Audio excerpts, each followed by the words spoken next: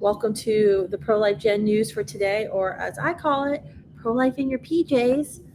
Well, we survived day one of Pride Month. Congratulations! Have a sip of wine. We made it through. I've only been angry like 5 times today. I want to first start off Pride Month and a news going through a new video that Planned Parenthood just released in time for Pride Day, Pride Month, that you probably haven't seen, but you really should see because it's quite interesting. And if you haven't been on a college campus like I have this semester, you may have not maybe been cued into some of this conversation here. So I'm going to put it up here for you. Let me show you. Hi, my name is Lucky. I've had an abortion and I get gender affirming care from Planned Parenthood. So just to be clear, Lucky is a biological female because she just said that she has had an abortion. I wound up in a very, very difficult relationship, and within 3 months, I found out that I was pregnant. I was like, oh no. My abortion was one of the greatest acts of compassion I had ever committed. It wasn't Act of compassion for who, Lucky? For the child in your room? Do you think it was an act of compassion to pay someone to violently end his or her life through suction or dismemberment or through induced cardiac arrest? And it was a decision that, for the friends I had told I was trans, they were like, get it. That's fine. Like, great. That's your decision. You want to finally begin your life. And it was... Do you notice a theme here in this video? It's you. You get to finally begin your life. There's no discussion of the unique co-living life that was residing within Lucky, who didn't ask to be conceived, by the way. just one of the best decisions I had ever made, ever in my life. Really? Your best decision that you've ever made in your entire life was to pay someone to end the life of your child? Really? That's the best one? I wish that more people understood that abortion is healthcare, plain and simple. It's important to talk about abortion in a healthcare setting because I think that when we don't, we see abortion as this very, very uncommon, isolated thing. And it's not. It needs to be shared and it needs to be out there, just like any other thing that people go through. I tell my abortion story because people need to understand that it's not just a women's rights issue, it is a people's rights issue. Abortion is actually a human rights issue because abortion kills preborn babies, little girls and little boys. But to be clear, Lucky, only biological females can get pregnant and then pay someone to end the life of their child. This is unbelievable.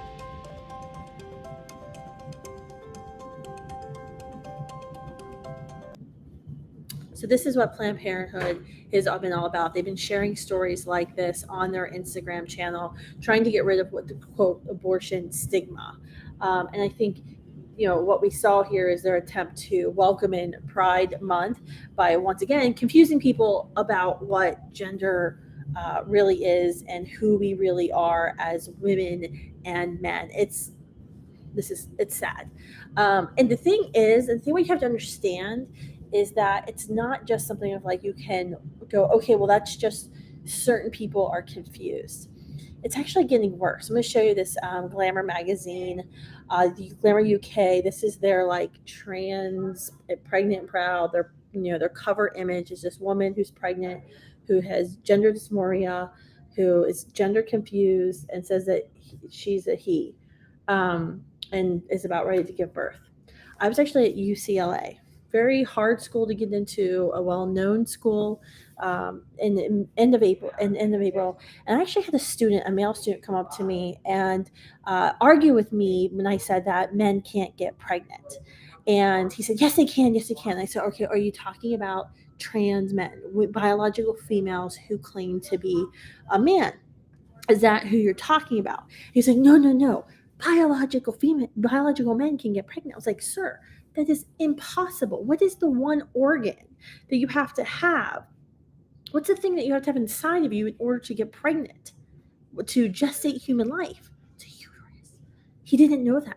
It literally took 15 minutes, and then him going to his phone, having to pick up his phone to Google it because he didn't trust me because I was a pro-life activist, to Google it to figure out that no, biological men cannot gestate new human life. This is gender confusion. This is widespread confusion that young children, when they see things like this Glamour magazine article, are going to be confused about. I'm a pregnant trans man and I do exist. No matter what anyone says, I'm living proof. This is just sad. It's sad for Logan, this woman who says she's a man. It's sad for her child who's going to be raised in this environment. This is just a sad statement of where we are as a society. But it's something that we need to talk about. I know this is like uncomfortable. I don't actually care. Like, I don't really usually care to talk about transgender issues because I'm trying to just save babies from being aborted. So I don't care if that baby is going to be gay, bisexual, transgender. I think every human being has the right to be born, right? Every human being should be spared the violence of abortion. But I think it's getting to the point now where we, as people who are willing to tell people the truth, even when that truth is hard, we have to be willing to speak out. All of us have to be willing to speak out because the truth has become so muddied on college campuses, online, in our culture, that if we know the truth and we don't speak out, we're contributing to this. We're contributing to this as Christians, as believers, as people who respect science and facts.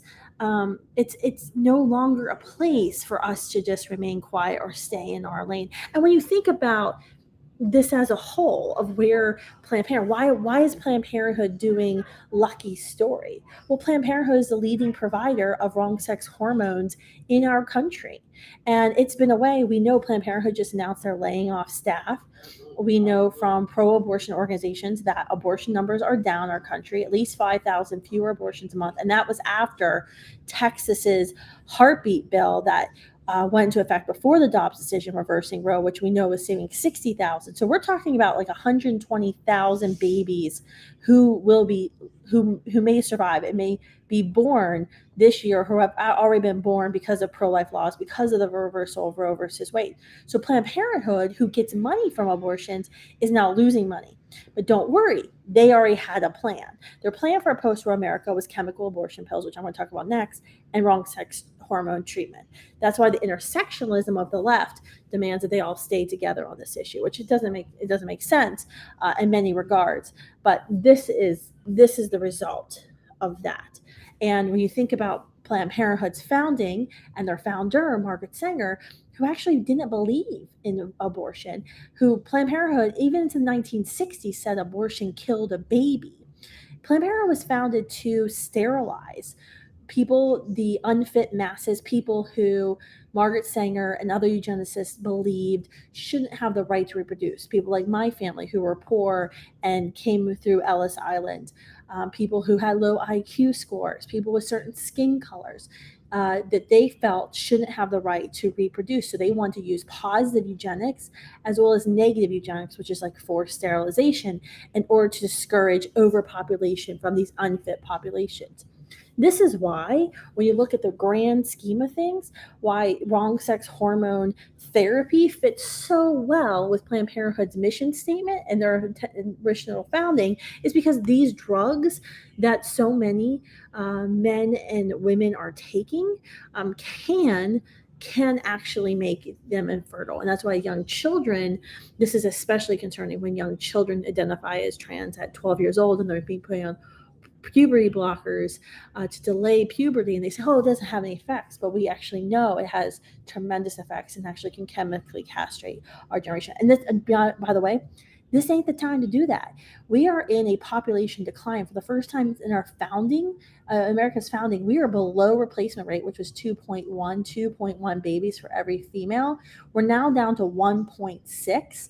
So we're down to European levels Elon Musk, others who aren't even pro-life have said that our greatest threat to civilization is our inability to reproduce and to procreate. So this is not the time to be chemically castrating tons of kids. We already have a whole epidemic of a generation of kids who just says, I don't want to have kids. I want to save my money. I want to travel. I want to have my puppies and take my puppies in strollers, which I'm a big puppy fan too, but I also have human babies. So we already have this selfishness problem that this generation has been raised to kind of say, oh, just delay pregnancy. You don't need to be pregnant till you're 40 if you can actually get pregnant when you're 40. That's very difficult, and it can actually, there's a lot more health risks associated with that. So there's that aspect, and now you have kids who are, in mass going to Planned Parenthood to get wrong sex hormone treatment. All right, let's talk about one more thing on the news tonight. And I'm sure we're going to have a lot to go over in Pro-Life Gen News, Pro-Life in the PJs. Tell me what you think about that name, by the way. I think it would be more fun, Pro-Life in the PJs, because I usually am in my PJs, because this is the only time of the day my phone isn't ringing and text messages aren't going off. And usually the kids are a little bit more quiet, even though I'm sure you all can hear them. Okay, so this is an interesting story. So PolitiFact, they pride themselves on being like this independent fact checker. They reached out to our office, our team of Students for Life, a couple weeks ago and said they were going to fact check our claim that chemical abortion pills were harming our water, potentially harming animals, fish, and humans, because we know in chemical abortions, which there have been 5 million chemical abortions since 2000, we know with chemical abortions, mothers are told to sit on the toilet or get in the bathtub and flush. Flushing chemically tainted blood, tissue, and fetal remains down the toilet. And we know with chemical abortion, there's 3 active metabolites that once they pass through a mother's system, they actually remain active in the water. Now, this is all separate from the fact that if a woman is enduring a tragic miscarriage, a natural miscarriage, without even taking these drugs, she's told not to flush her child or the placenta, the organ the child's body self-directs within the mother, down the toilet. She's given a red bag or a yellow bag, medical waste bag, and told to take that child, take the placenta to the hospital, to the doctor, right?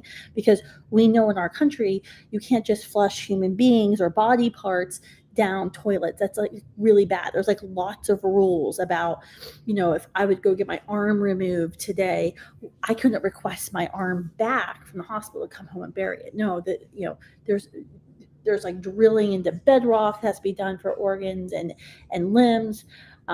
We're pretty serious about not putting human beings in the ground in a way that it can pollute our water and harm animals and fish and human beings. So anyway, Politico reached out. We cooperated with this huge fact check.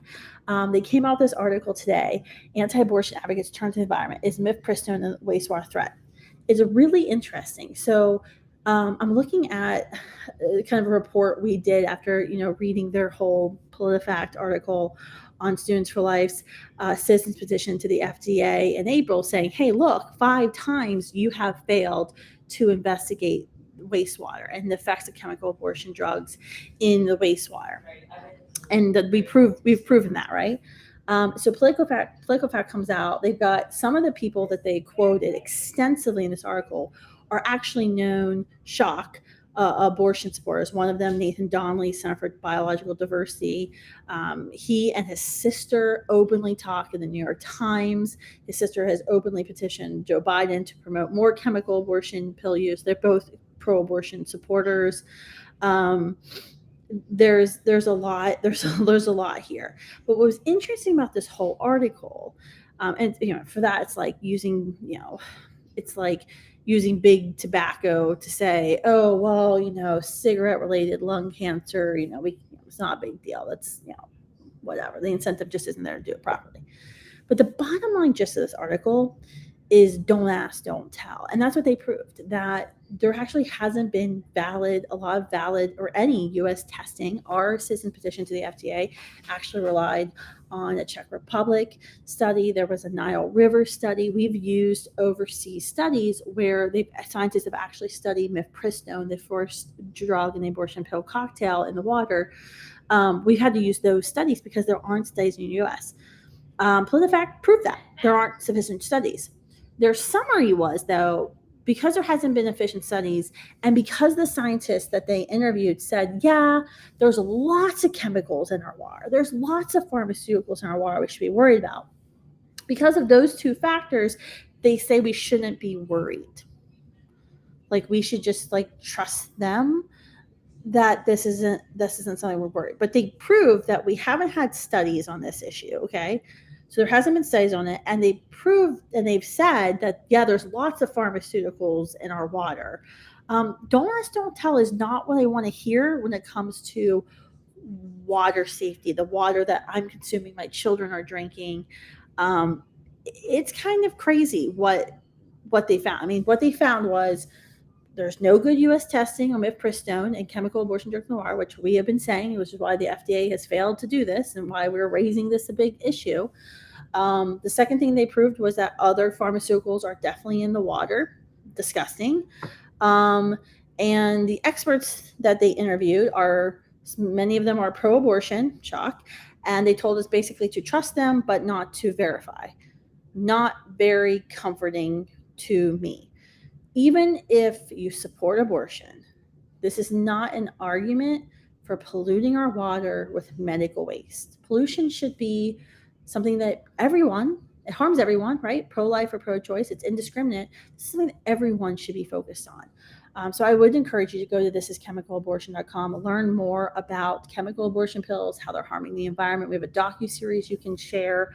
There's lots of graphics, citizens petitions that you can sign, flyers that you can download and actually give to pharmacy reps or employees at CVS, Walgreens, and Rite Aid, which are now distributing chemical abortion drugs across the country. There's a lot you can actually do as a grassroots pro-life activist if you go to thischemicalabortion.com. But there you go. There's the Pro-Life Gen News for today, Thursday, June 1st, or as I may start calling it, Pro-Life in my PJs.